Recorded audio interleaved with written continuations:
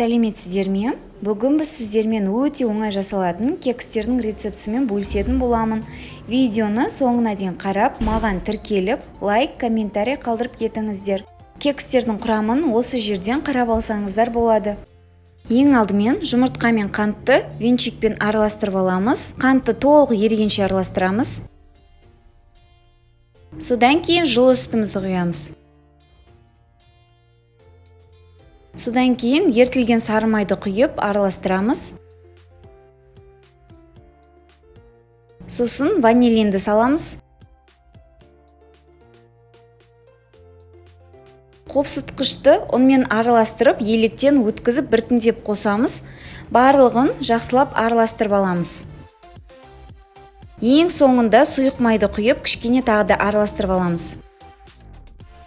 Менде силиконды қалып болған соң, мен майлаған жоқпын астын. Менде осы қамырдан 12 кекс шықты. Кексті қызып тұрған пеште 180 градуста 20-25 минутта пісіріп аламыз. Кекстеріміз дайын болды. Енді дәмін көретін боламыз.